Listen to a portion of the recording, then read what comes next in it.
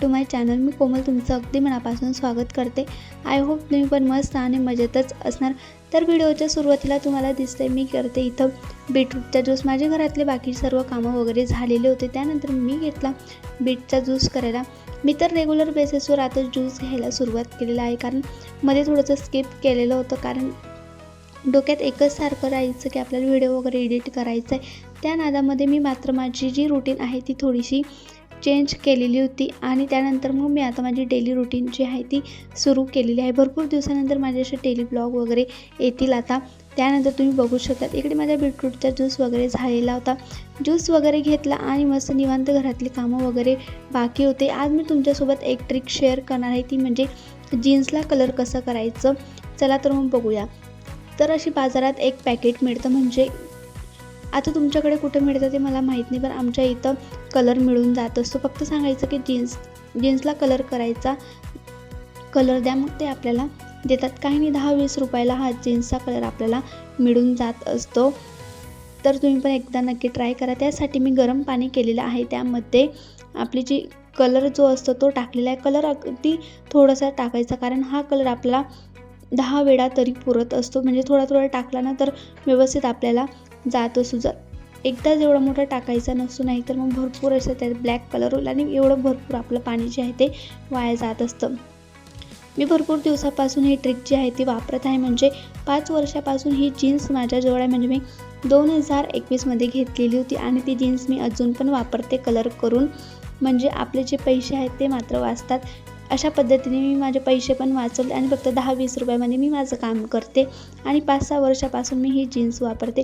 अशा पद्धतीने इकडे आपलं कलर वगैरे झालेला आहे. ही जीन्सला फक्त तुम्ही 15-20 मिनटं असंच राहू द्यायचं, म्हणजे अर्धा तास 1 तास तरीही राहू देऊ शकतात.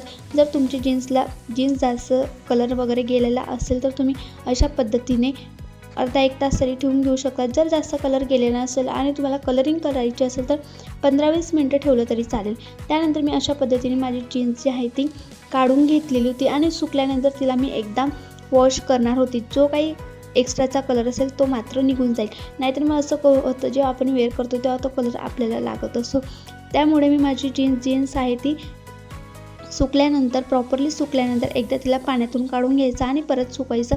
मग तुम्हाला नक्कीच दिसेल तुमची जीन्स वगैरे जी आहे ती एकदम प्रॉपरली कलरिंग वगैरे झाली. ही ट्रिक तुम्ही पण एकदा नक्की वापरा, म्हणजे तुम्हाला पण समजेल. आणि जर तुम्ही केलेलं नसेल ते पण मला नक्कीच कमेंट करून सांगा. आणि जर तुम्ही वेगळ्या पद्धतीने जर कलरिंग करत असाल तर ते पण मला नक्कीच सांगा. त्यानंतर माझे कपडे वगैरे वॉश झालेले होते, ते मला पिळायचे बाकी होते. ॲक्च्युली झालं असं, आमचं मशीन जे आहे कपड्यांचं ते मात्र आता खराब झालेलं आहे. आता माहीत नाही कधी त्याचा मुहूर्त लागेल सुधरवायचा. त्यामुळे मग मी कपडे धुतले तसेच राहू दिले. त्यातलं जे पाणी आहे ती नितरून जाईल तोपर्यंत मी इकडे माझ्या रूममध्ये जो पसारा होता तो आवरायला घेतलेला होता. ब्लँकेट आणि छोटे मोठे ज्या वस्तू होत्या त्या मात्र मी व्यवस्थित ऑर्गनाईज करून ठेवून देणार होती.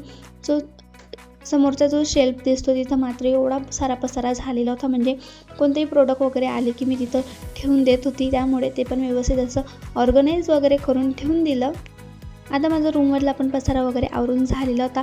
तोपर्यंत मी एकीकडे कपडे वाळवत टाकायला घेतले होता, कारण भरपूर असे जाड कपडे असतात, त्यामुळे एवढं पिळायला पण काही जमत नाही. कारण मध्येच आमची सवय जी आहे पिळायची ती मात्र सुटून गेलेली होती, कारण मशीन 5-6 महिन्यापासून मशीन मात्र घरी आलेलं होतं. त्यानंतर ते आता बंद झालेलं आहे, म्हणजे खराबच झालेलं आहे. त्यामुळे आता बघू कधी सुधरवतात काय माहिती. त्यानंतर माझे इकडे असे कपडे वगैरे टाकायचं काम चालू होतं. थंडी असल्यामुळे भरपूर असे कपडे काही लवकर सुकत नाही. नाहीतर असं व्हायचं, जेव्हा आम्ही कपडे मशीनला ड्राय करायला लावायचो म्हणजे ते सुकूनच यायचे, स्पिन करून यायचे. तर अशामुळे म्हणजे कपड्यांचं असं टेन्शनच नव्हती की सुकतील की नाही. लगेच आता किती म्हणजे सुविधा झालेल्या आहेत कपडे सुकवण्याच्या वगैरे. त्या जर आपल्याला सवय लागली तर नंतर आपल्याला प्रॉब्लेम येत असतो. तसंच आमच्यासोबत पण होतं आहे. आणि कपडे मात्र काही दुपारपर्यंत काही सुकत नाही, एकदम संध्याकाळ होते तेव्हा सुकतात. मम्मी नंतर दुकानात वगैरे गेली. घरी आल्यानंतर आम्हाला जायचं होतं आज बाहेर, म्हणजे मला लागलेली होती भूक आणि आहोन करून मला ट्रीट मिळालेली होती की आज आपण कॅफेला जाऊया. तर आम्ही कॅफेला जायला निघालेलो होतो. आमच्या इथेही नवीनच ओपन झालेले आहे, झोर्को म्हणून ब्रँड आहे, तिथंच आम्ही गेलेलो होतो. फर्स्ट टाईम मी बर्गर खाणार होती, कारण याआधी मी कधीच खाल्लेला नव्हता आणि असं आम्ही दोघंजण कधीच असं गेलेलो नव्हतो. रिलेशनशिपमध्ये होतो तरी आम्ही एकदाही कॅफेमध्ये असं गेलेलो नव्हतो. फायनली आम्ही आता लग्नानंतर जातो आहे. तर इथं आम्ही बर्गर वगैरे मागवलेला होता. बर्गर खरंच एवढा टेस्टी होता ना आणि मला तर पर्सनली खूप जास्त आवडला. फर्स्ट टाईम खाल्ला.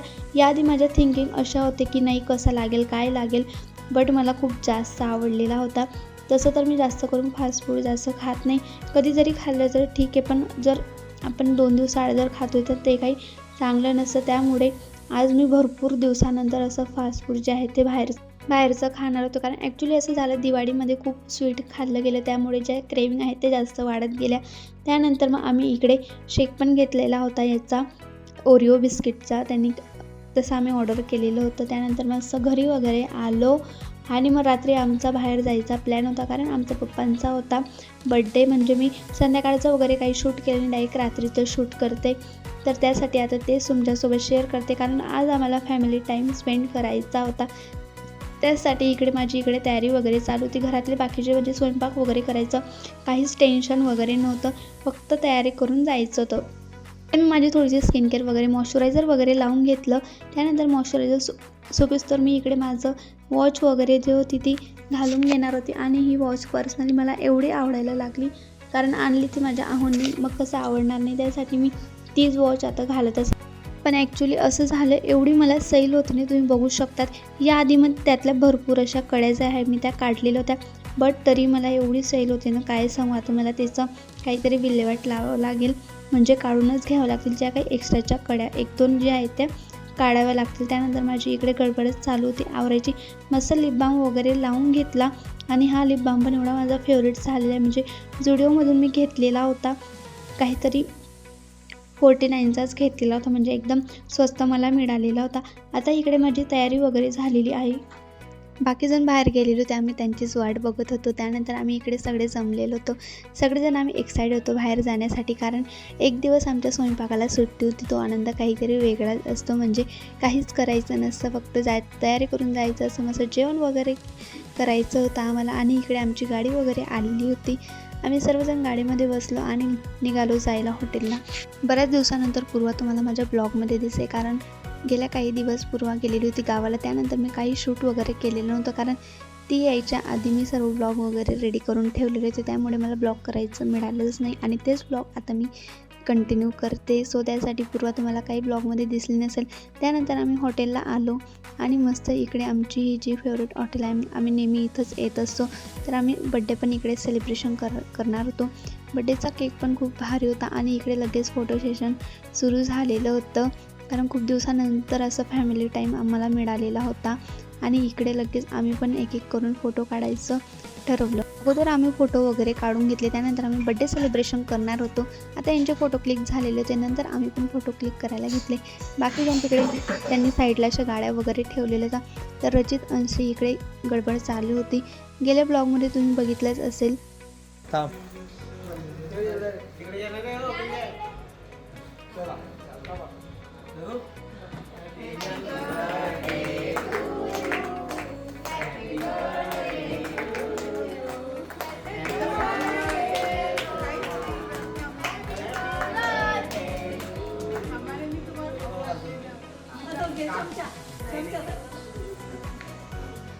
आमचं बड्डे सेलिब्रेशन वगैरे झालेलं होतं. ॲक्च्युली असं झालं, जेव्हा बड्डे सेलिब्रेशन केलं तेव्हा त्यांनी सॉन्ग वगैरे काही लावलं नाही, आणि जेव्हा बड्डे झाला त्यानंतर त्यांनी सॉन्ग लावलं, असं काहीचं झालं. त्यानंतर इकडे आमचे पण फोटो सेशन चालू होत्या. सासूबाई मला केक भरवत होत्या. लिटरली आम्हाला एवढी भूक लागलेली होती, डायरेक्ट आम्ही केक खायला सुरुवात केली. आणि मग नंतर आम्हाला जेवण वगैरे पण करायचं होतं. त्यासाठी आमची सर्व गडबड वगैरे चालू होती. हे सर्व तिकडे ऑर्डर वगैरे बघत होते की काय घ्यायचं आहे काय नाही जेवायला, आणि आमचं इकडे मस्त केक खायचं काम चालू होतं. सगळेजण इकडे टेबलवर बसलेले होते आणि विचार करत होते मागवायचं तरी काय.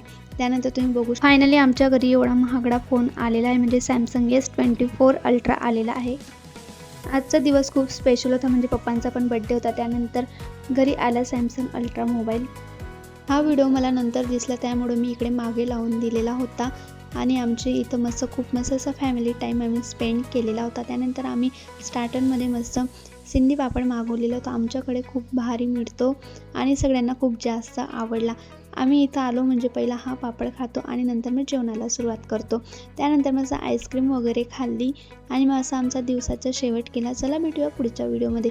जर तुम्ही चॅनलवर नवीन असाल तर प्लीज सबस्क्राईब करा, लाईक करा, शेअर करा आणि नक्कीच व्हिडिओ पूर्ण बघा. आणि इकडे मस्त आमची इकडे पार्टी वगैरे चालू होती. चला भेटूया पुढच्या व्हिडिओ. Bye, take care.